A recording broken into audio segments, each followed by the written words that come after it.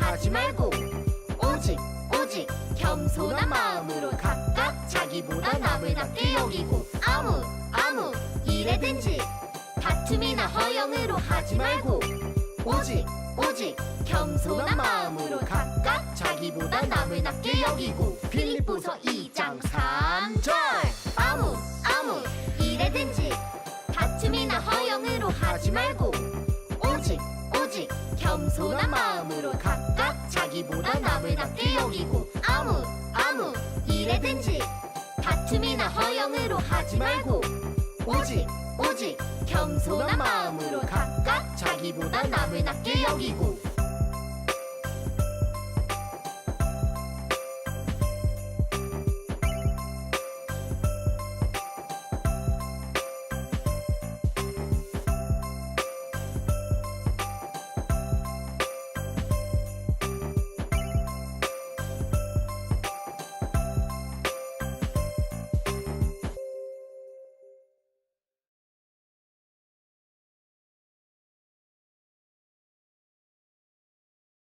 친구들, 한 주간도 잘 지냈나요?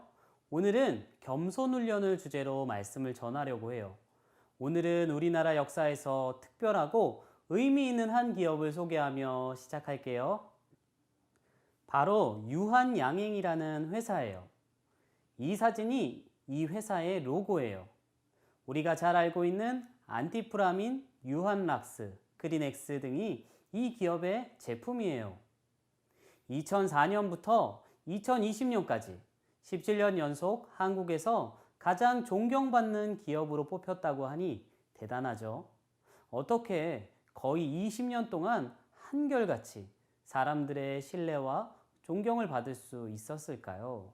그건 이 기업의 창업주인 유일한 박사의 땡땡 경영이 만들어낸 결과였어요. 자, 어떤 경영이었을까요? 바로 겸손 경영이었어요. 그의 기업 경영의 중심에는 항상 겸손이 있었어요. 그가 항상 지니고 다니며 기도했던 기도문 중 마지막 부분이에요. 함께 읽어볼까요? 무엇보다도 온 인류 모두가 참된 목적을 위하여 일하고 평화로운 마음으로 이 세상을 살아갈 수 있도록 저희들의 마음을 겸손함과 이웃을 아끼고 사랑하는 마음으로 가득 채워 주시옵소서. 아멘. 그의 마음이 느껴지나요? 이 사진은 실제로 유일한 박사가 작성한 자필 유언장인데요. 그 내용을 보면 그는 인생의 마지막 순간까지 겸손의 삶을 살기 위해 노력했음을 알 수 있어요. 그는 회사를 자녀들에게 물려주지 않고 전문 경영인에게 맡겨 회사가 잘 성장하는 데 더욱 초점을 두었어요. 그리고 자신의 전 재산을 모두 사회에 돌려주라는 유언을 남기고 세상을 떠났어요. 그가 회사를 그렇게 정리할 수 있었던 것도 자신이 아닌 남을 먼저 생각하는 겸손 경영이라는 모토가 있었기 때문일 거예요. 겸손은 예수님께서도 제자들에게 그리스도인들이 갖추어야 할 중요한 성품임을 강조하셨어요. 물론 이 세상에서도 겸손을 미덕으로 여기지만 겸손보다는 자신을 드러내고 자랑하는 것을 더 지혜로운 것이라고 가르치고 있어요. 그렇다면 성경에서 말하는 겸손은 무엇인지 오늘 말씀을 통해 알아볼까요? 바울이 유럽으로 건너가 처음으로 복음을 전한 도시는 바로 빌립보였어요. 그곳은 많은 사람들이 오가는 항구 도시였기 때문에 빌립보 교회에는 다양한 인종과 문화를 가진 사람들이 함께 있었어요. 그런데 전도 여행을 위해 바울이 빌립보 교회를 떠나고 빌립보 교회 안에는 여러 가지 문제로 갈등과 다툼이 생기기 시작했어요. 다른 교회들보다 자신을 물심양면으로 돕고 섬긴 빌립보 교회 성도들을 너무나도 사랑했던 바울은 교회의 분쟁 소식에 마음이 아팠어요. 당시 바울은 복음을 전하다가 감옥에 갇혀 있었지만 그럼에도 빌립보 교회를 사랑하는 마음으로 편지를 썼어요. 과연 빌립보 교회에는 어떤 문제들이 있었을까요? 그리고 바울은 그들에게 어떤 말을 전했을까요? 영상을 통해 함께 알아보아요.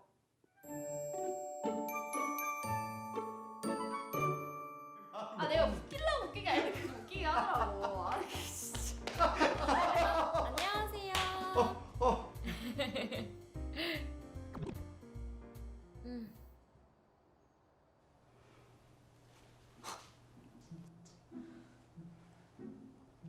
아니 뭐야? 무슨 일이야? 왜 이렇게 냉랭해? 아 몰라. 무슨 일인지는 몰라도 그럼 쓰나?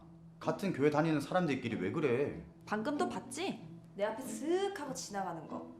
참, 나 진짜 기가 막혀서. 며칠 전에 내가 인사하는 것 가지고 뭐라 그랬더니 지금 저러는 거야. 뭐라 그랬다고? 아니. 그러니까 며칠 전에도 우연히 이 거리에서 만났거든.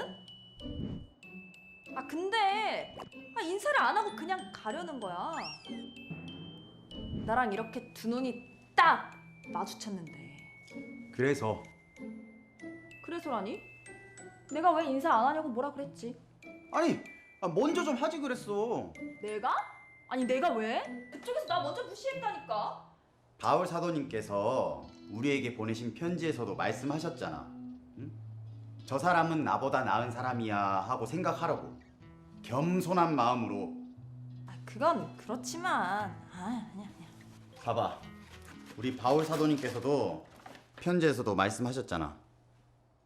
예수님께서는 원래 하나님의 모습이심에도 하나님과 동등하게 되는 것을 욕심내지 않으셨습니다.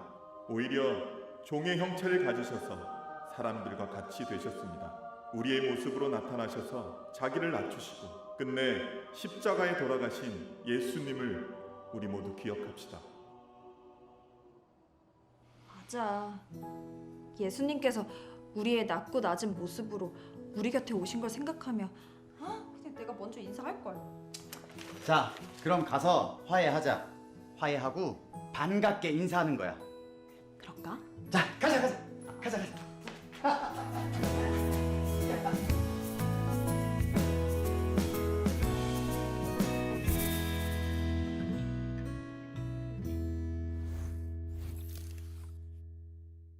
영상 잘 보았나요?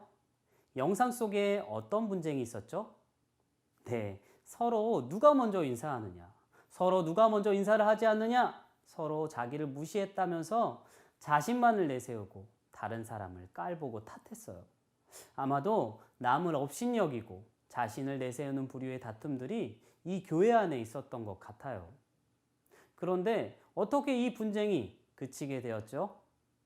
네, 성도가 바울이 보낸 편지에 대해 말해줬어요. 거기엔 뭐라고 쓰여 있었나요? 맞아요. 바울은 그리스도 예수의 마음을 품으라고 말했어요. 그런데 어떻게 이 분쟁이 그치게 되었죠? 네, 한 성도가 바울이 보낸 편지에 대해 말해줬어요. 거기엔 뭐라고 적혀 있었나요? 맞아요. 바울은 그리스도 예수의 마음을 품으라고 말했어요. 예수님의 마음을 품는다는 것은 예수님을 본받아 예수님처럼 말하고 행동하는 것을 말해요. 예수님은 하나님과 동등하신 분이시지만 겸손히 자신을 낮추어 사람의 몸을 입고 우리에게 오셨어요. 그리고 십자가에 죽으시기까지 하나님의 뜻에 온전히 순종하셨어요. 우리는 이러한 예수님의 겸손을 통해 예수님께서 우리를 얼마나 사랑하시는지 알 수 있어요. 예수님의 마음을 품는 것이 무엇인지 오늘의 챈트 말씀을 보면 더 정확하게 알 수 있을 것 같은데요. 함께 말씀 챈트를 읽어볼까요? 아무 일에든지 다툼이나 허영으로 하지 말고 오직 겸손한 마음으로 각각 자기보다 남을 낮게 여기고. 예수님의 마음을 품는 것은 나보다 남을 더 나은 사람으로 여기며 진심으로 존중하고 사랑으로 섬기는 것이에요. 성경은 우리가 자기 자신을 낮추면 하나님께서 그 사람을 높여주실 것이라고 말해요. 바로 하나님이 예수님에게 하신 것처럼 말이에요. 이 말씀 함께 읽어볼까요? 이러므로 하나님이 그를 지극히 높여 모든 이름 위에 뛰어난 이름을 주사 모든 입으로 예수 그리스도를 주라 시인하여 하나님 아버지께 영광을 돌리게 하셨느니라. 하나님께서는 가장 낮은 모습으로 이 땅에 오셨던 예수님의 이름을 가장 높은 이름이 되게 하셨고 모든 사람들이 예수님을 주님으로 고백하게 하셨어요. 사람들에게는 누구나 남들보다 높아지고 싶고 다른 사람들로부터 인정을 받고 싶어 하는 마음이 있어요. 하지만 하나님 나라의 스타들은 예수님의 마음을 품고 예수님처럼 생각하고 행동해야 해요. 서로를 비방하지 않는 것을 넘어 나보다 남을 더 낮게 여기며 살아가야 해요. 그런데 어떻게 해야 나보다 남을 더 낮게 여기는 삶을 실천할 수 있을까요? 가장 쉬운 실천 방법은 바로 칭찬이에요. 진심 어린 칭찬은 상대방을 높여주는 일이죠. 칭찬을 하려면 먼저 상대방에게 관심을 갖고 잘 관찰해야 해요. 그러면 상대방이 가지고 있는 장점을 발견하게 되고 그 장점을 칭찬할 수 있어요. 친구에게서 내가 가지고 있지 않은 좋은 면들을 깨닫게 되면 자연스럽게 그 친구를 존중할 수 있게 돼요.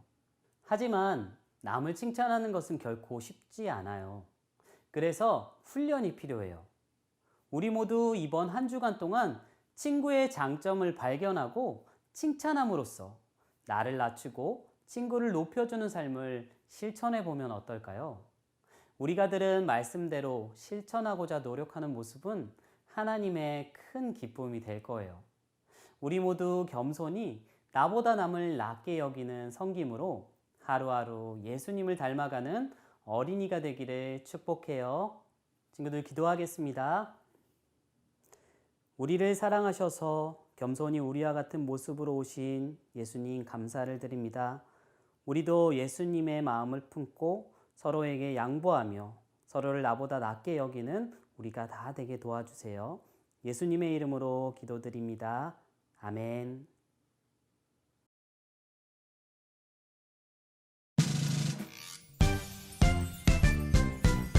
하늘에 계신 우리 아버지여 이름이 거룩히 여김을 받으시오며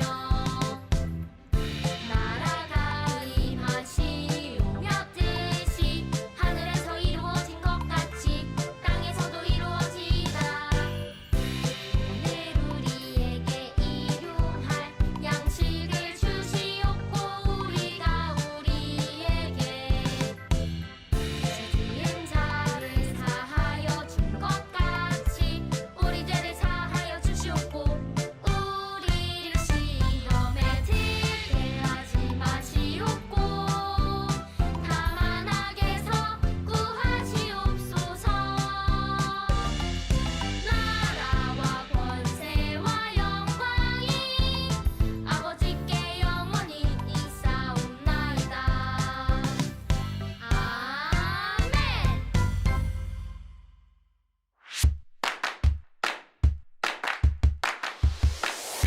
안녕하세요 친구들. 이 시간에는 들은 말씀을 기억하면서 함께 아이라이크 공과를 살펴볼 거예요. 아이라이크 공과책을 가지고 있는 친구들은 12월 2주 공과를 준비해 주세요. 책이 없는 친구들은 저의 인도를 따라 함께 화면을 보면서 따라와 주시면 돼요.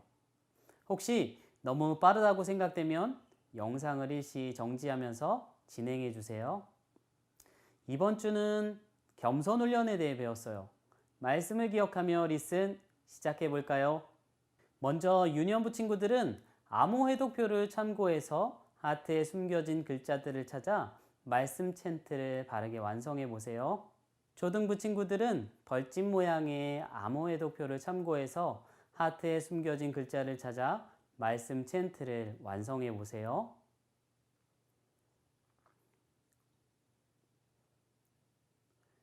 그럼 완성된 챈트를 함께 읽어볼까요? 시작! 아무 일에든지 다툼이나 허영으로 하지 말고 오직 겸손한 마음으로 각각 자기보다 남을 낮게 여기고.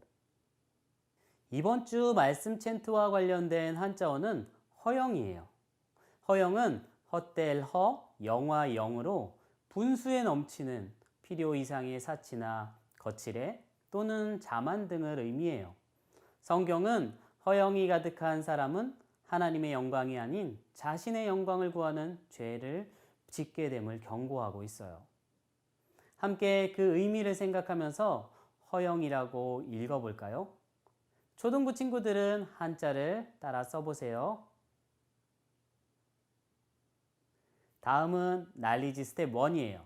큐카드의 질문을 보고 정답을 한번 말해보세요. 1번 문제입니다. 자신을 낮추신 예수님은 어디에서 죽기까지 하나님께 복종하셨나요? 정답은 십자가였습니다. 2번 문제입니다. 예수님의 겸손은 우리에 대한 무엇이 있었기 때문이었나요? 정답은 사랑입니다. 3번 문제입니다. 하나님께서는 모든 입으로 예수 그리스도를 무엇이라 시인하게 하셨나요? 정답은 주 또는 주님입니다. 스텝 2는 보기에서 올바른 정답을 맞춰주세요. 우리가 품어야 할 예수님의 마음은 어떠한 마음인가요? 1번, 온전히 하나님의 뜻에 순종하신 겸손과 사랑의 마음이에요. 2번, 나를 미워하는 자들을 잊지 않겠다고 다짐하는 마음이에요. 3번, 나에게 잘해주는 사람만 아끼고 사랑하는 마음이에요.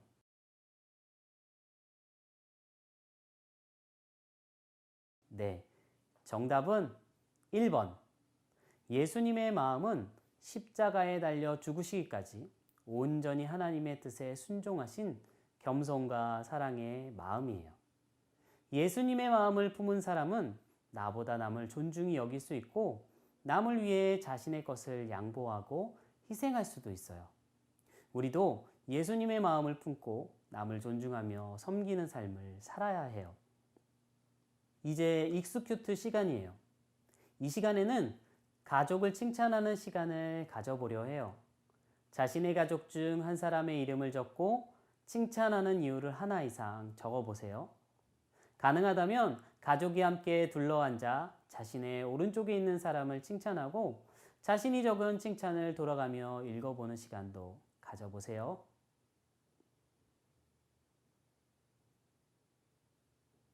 다들 잘해보았나요?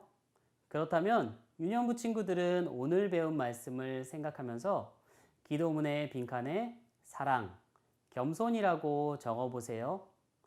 예수님을 본받아 친구를 높이고 섬기는 어린이가 되길 바라는 마음으로 기도문을 읽어보세요.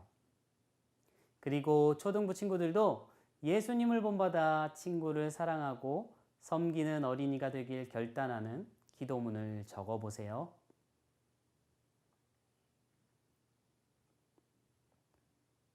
하나님 나라의 스타는 예수님의 마음을 품고 언제나 예수님처럼 생각하고 행동해요.